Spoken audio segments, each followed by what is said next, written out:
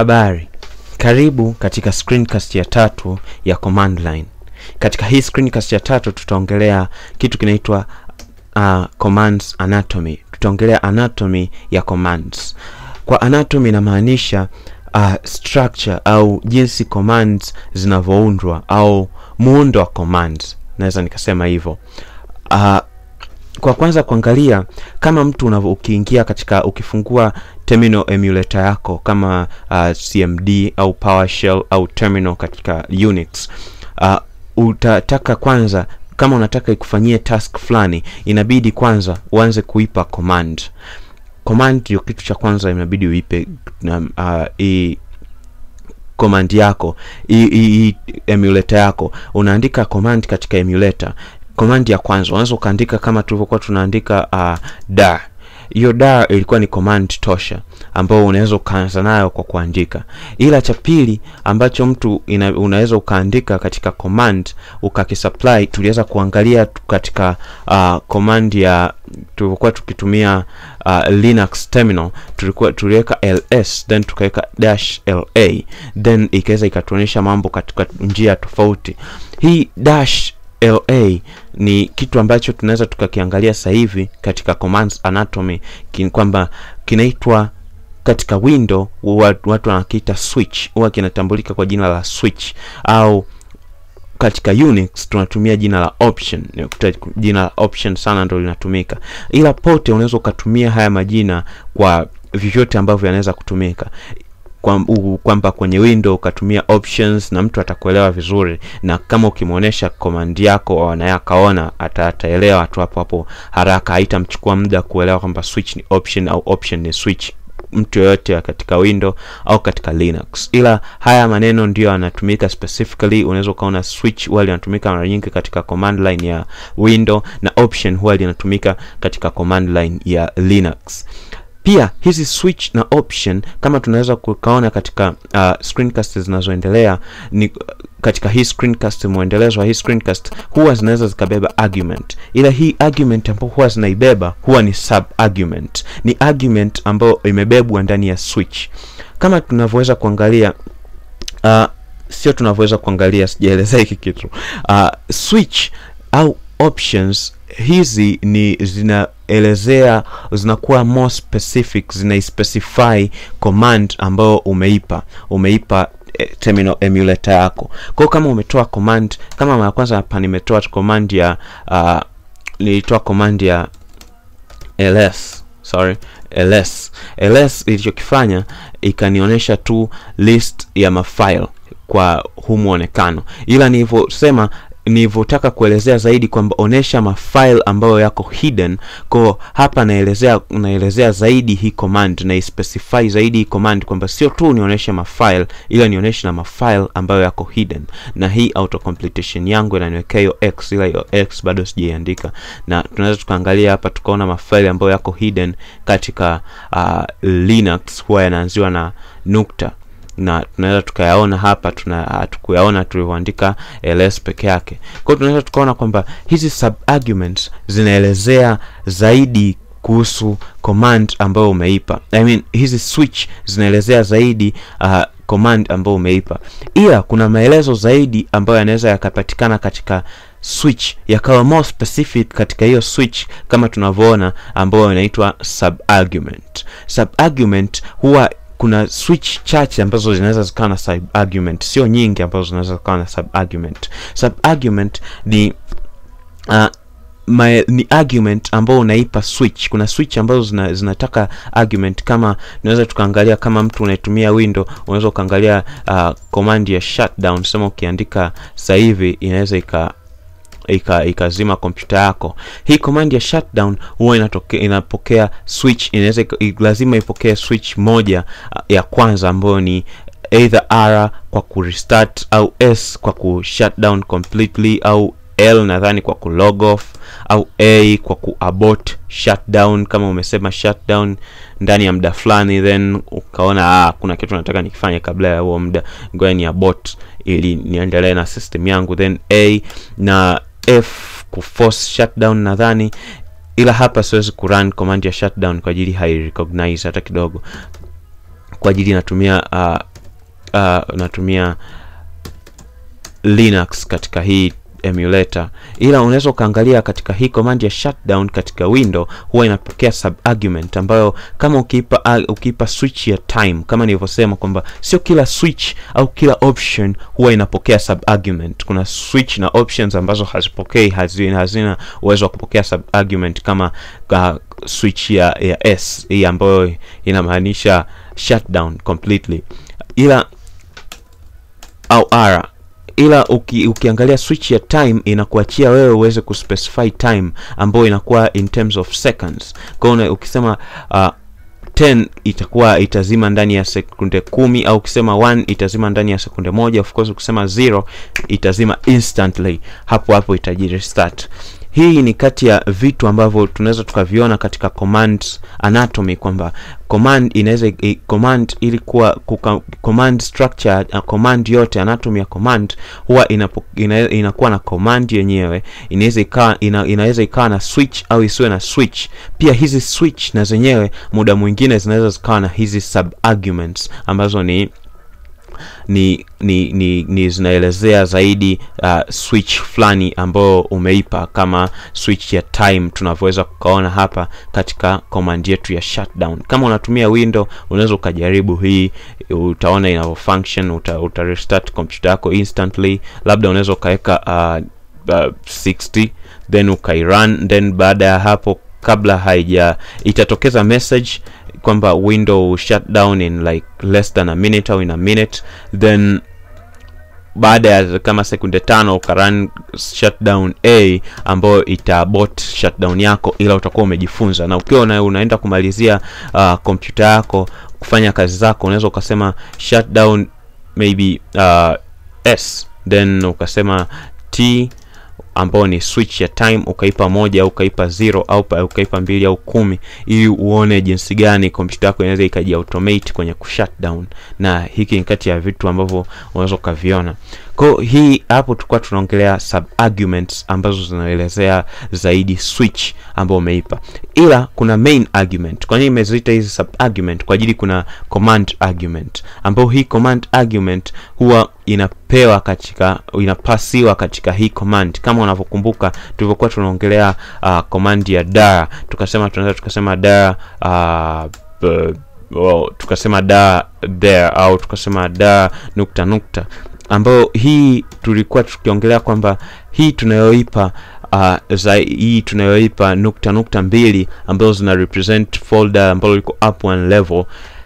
Hii ni argument, ni command argument. Sasa hivi tunaweza tukaelezea kwamba hii ndio argument ya command. Kuna commands kama hata dar ambazo tukisema twende katika folder lenye twende katika folder la C, then tuingie kwenye Windows, then tuingie hapa tunaweza tukasema hapa dar, tuingie katika folder la System 43 System 32. Tunaweza tukasema hapa, tunaweza tukaipa dar, then tukaipa P. Ni inachoelezea, inachoelezea ni switch ya P inachofanya ni ina pause after a screen full of information. Kwa ajili kama tukiweka hii command bila dar then tuka enter, tunaweza tukaona na window yetu ya Windows huwa haina excuse ya screen, haina screen ambayo inaweza ikajiadjust na scroll bar ambayo inaweza ika-adjust screen yako, kapandisha juu ukaona mafaili ambayo yako juu. Kwa hapa imetuonesha mafaili ambayo yako chini, inasema kuna 6 directories na ambao ni mafolder 6, ila kuna mafaili 519 hatujayaona. Hapa tumeona mafaili machache, tunaweza nikasema hata 100 hayafiki. Katika estimation zangu zote mbaya siwezi kusema hata 50, na hisi 50 inaweza kaa imefika. Kwa unaweza ukaona ni jinsi gani window inatukatili, ila ukitumia switch ya P then ukasema ukatoa argument. Kwa hapo tunaweza tukaona tunatumia argument ambao unaweza usitumie, ila tukitumia kwamba ikasema list mafolder ambayo yako katika hii current directory, then -P pause after every screen full of information. kwangu haifanyi kazi. I do not know, I didn't see that coming. Kwangu haifanyi kazi. Ila kama unatumia window, kama unatumia window, na hakika hii kitu itafanya kazi vizuri tu. Okay, kwa tulikuwa tunaongelea kwamba command inachukua inachukua switch, na inaweza ikachukua hiyo argument ya command, ambayo hiyo argument ambayo unaipass kwa command. Itabidi nitumie emulator nzuri zaidi katika screencast zinazokuja.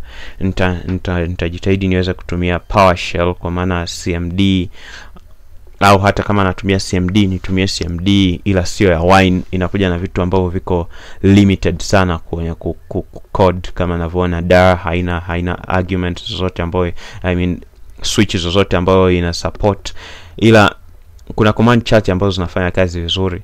Naona hii haifanyi, ila tunaweza tukaona kwamba katika command zetu zinachukua directory, zinachukua arguments, zinachukua switch ambayo ni iko specifically to that command. Inaielezea hiyo command kwamba list mafile ambayo yako hidden, ila pia inaelezea kwamba kuna argument, inaweza ikabeba argument ya command ambayo kwa sasa hivi tunataka to list mafaili yote na mafaili ambayo yako hidden katika folder la downloads. Kwa hii downloads ndio argument ambayo tunaiongelea hapa, kwamba ni inaelezea hii command ifanye kazi katika unini.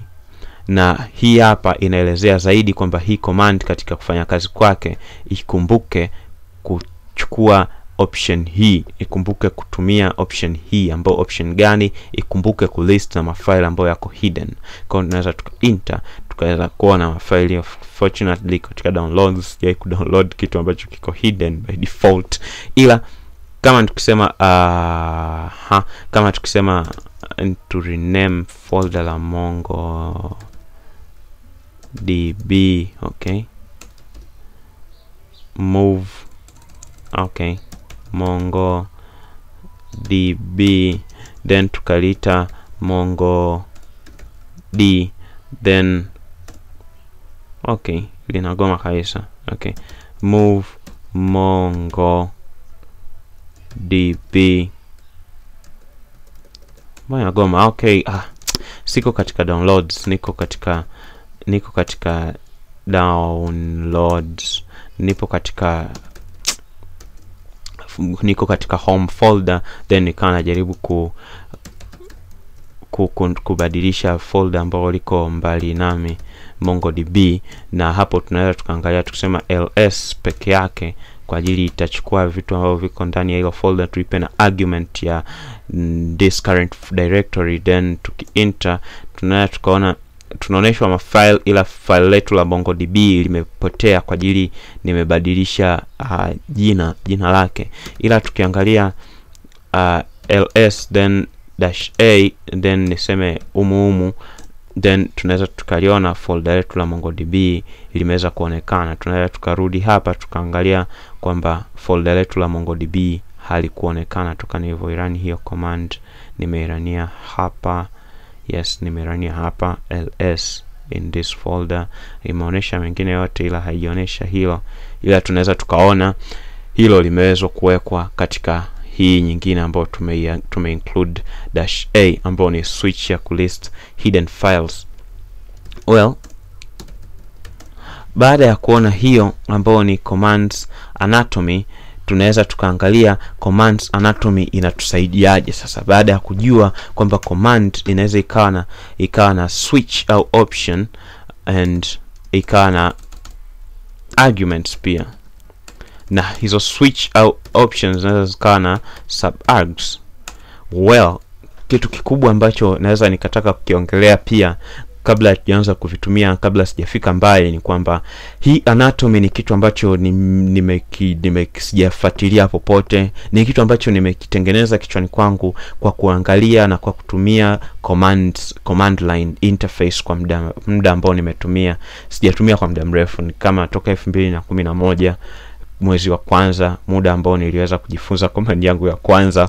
Na hiyo command ni kati ya command ambazo zinawasaidia sana watu. Ni command ya attrib ambayo bila mtu kuijua unaweza usidhani inafanya mabadiliko mengi. Itafanya mabadiliko mengi katika maisha yako, ila watu wengi inaweza ikafanya mabadiliko mengi kwa ajili hii ni command ambayo inaweza ikatoa ile hidden files, ile virus, ni mdudu, ile bug mdogo ambaye anaingia katika flash au hard disk ya mtu, anafanya kila file inakuwa hidden.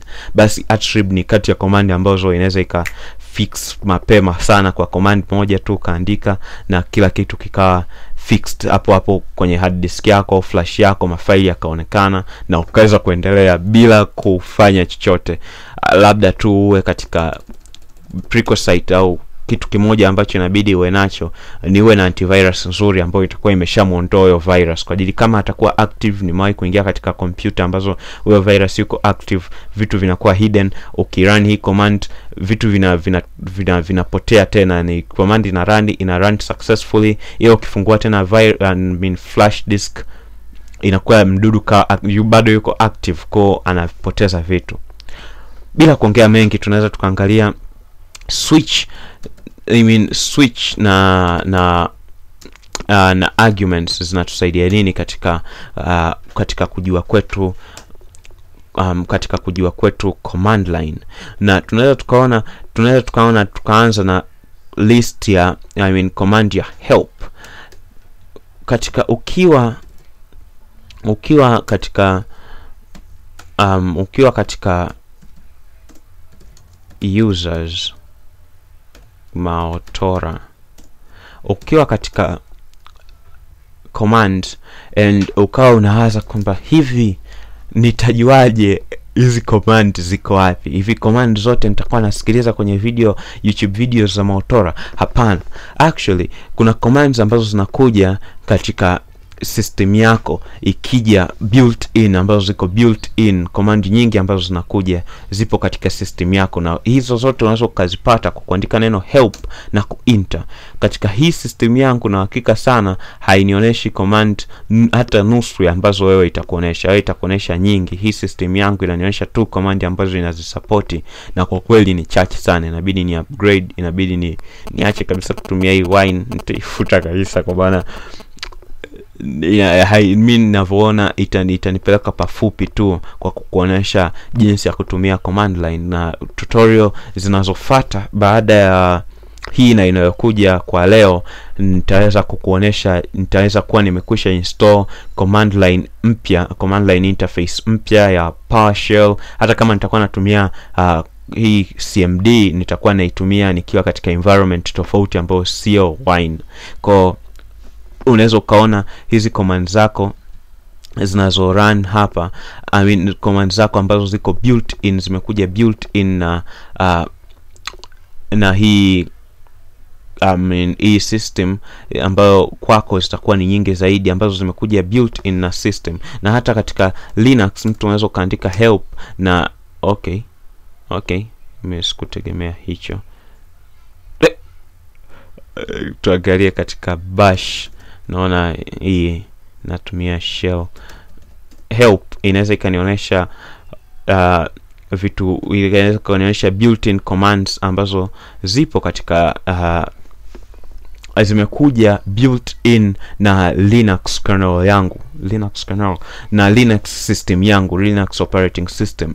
Naweza nikasema kernel ila na zimekuja na Linux operating system yangu. Hii kitu kwa kurun help sijui imenifanyaje. Naweza hisi nifungua new terminal. Okay, it's a trap, it's really trapping me. Kwa baada ya kuangalia hapo, wewe katika screen yako utakuwa unaona help commands nyingi. Hizo command zote unaweza ukazitumia, ukaandika command na ukafungua, ukaweza kujifunza hapa, na inakuja command na maelezo yake. Naweza nikahama hii shell niliyopo, bash help.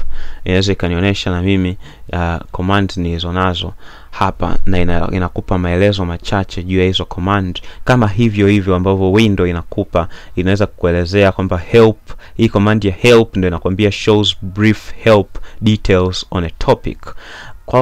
Kwa jinsi tumeona hapa, help shows brief help details on a topic, tunaweza tukatumia hii command help tukaitumia juu ya command cls.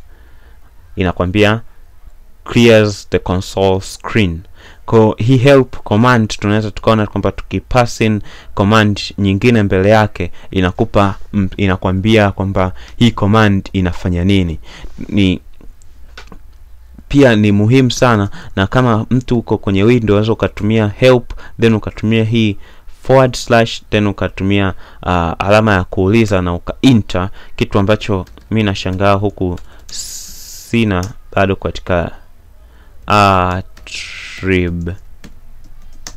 Okay, kuna command ambazo zinakubali matatizo ya y nayo, ila ukiandika attrib then ukaipa switch ya / sijui hii ndo inaitwa / utanisamehe kama ninakosea na changanya / na alama ya kiulizo, inaweza ikakupa help message au help ya hii command. Na inapokupa help ya hii command unaweza kuona kwamba inakupa jina la command attrib, then inakwambia inachofanya displays or changes file attributes.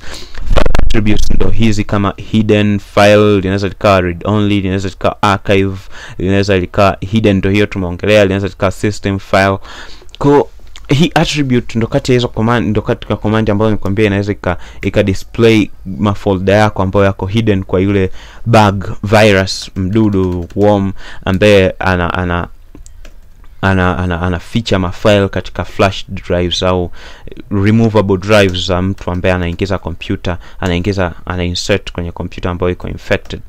Kwa tunaweza tukaona faida ya switch, na tunaweza nikakwambia kwamba hii switch ya /kiulizo ipo katika window. Mtu ukiandika command yoyote ambao uifahamu au umeisahau, unaweza ukatumia tu hiyo kwa alama ya kiulizo ikakupa maelezo yake, ikakupa switch zote ambazo unaweza kutumia katika hiyo command.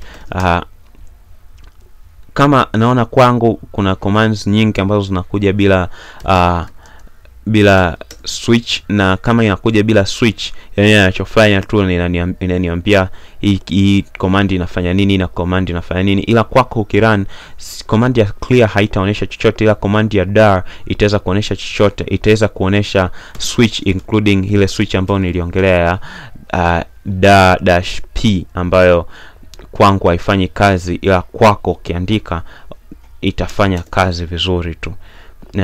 Ita pause after screen full of information. Kwa directories zikiwa nyingi sana zikijaa, itafika sehemu ita pause, itakwambia press any key to continue, then utaweza kupress kama hii message inayokupa press any key to continue. Kwa unaweza ukapress, then itaendelea kuonesha list, ikijaa tena itakwambia press any key to continue. Kwa utaweza kuona mafaili yako kiurahisi ambayo yako ndani ya folder fulani. Kwa hizo ndo faida za switch. Tunaweza tukaona kwamba hizo ndo faida za switch. Na tukianza kuongelea help, help kama tulivyoweza kuona katika window, unaandika command then unaweka hiyo / na kiulizo, au unaandika help then unaandika command, and in some few instances mara chache unaweza ukakuta hii help message huwa inaandika nadhani help ina hapa, afu imeandika yote kwa herufi kubwa, help message then command, au command then help message. Hii kitu nimeiona sana kama ukirun command ya net, then kama ukikosea net sema start, ukaandika net start, then itakwambia naona ujui hii message. Katika window inakwambia hii vizuri, itakwambia andika net start nadhani, then help message, kitu kama hicho. Na hiyo huwa itakupa maelezo ya hiyo command, maelezo ya net start inakupa maelezo ya hiyo specific net start au net user au net use. Ni command ya net, na unaweza ukaview vitu vingi, net services, net users ambao wako connected katika network ambayo umo. Ni kati ya command ambazo tunaweza tukaziona hata baadaye tukiwa tunazidi kuingia katika command line world. Pia katika Linux, bila kusahau katika Unix, tunachokifanya nimesahau, tunachokifanya au imejiunganisha katika Unix. Kuoneshwa help message actually ni kitu kirahisi zaidi. Pia kufanya, unaandika help, then unaandika command yako, then unaweka -2, then unaandika help, then ukienter inakuonesha. Pia nadhani ukiweka hata h inaweza ikakuonesha. Tuseme hiyo command inaandika iko clear h. Okay, no, that didn't work. Ila nikisema clear help, okay, clear help, haina chochote kinachofanya zaidi ya kusafisha tu kila kitu unachoipa. Okay, hii pia haionyeshi. Kwa katika Linux naona option ni unaweka help yenye -2, then unasema help, na hiyo itakuonesha help message, na itakuonesha switch zote ambazo unaweza ukazitumia katika hii listing command ambayo tumesema tunataka switch ya help. Kama tulivyosema, switch zinaelezea zaidi hii command unataka ifanye nini. Hii command ina specify hii command kwamba okay, sasa hivi sitaki uprint matatizo yangu, uprint mafile yangu na mafolder yangu, nataka uprint help message ili niweze kuona switch na options ambazo zinatumika katika Linux. Na mandatory arguments, too long, list files, directories, yeah. Nilikuwa natafuta sehemu ambayo pia tunaweza tukaangalia katika Linux.